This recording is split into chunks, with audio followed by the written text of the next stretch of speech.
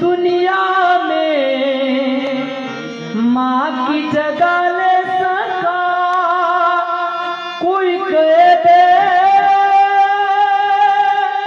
क्या होती है माँ। माँ जैसी माँ होती है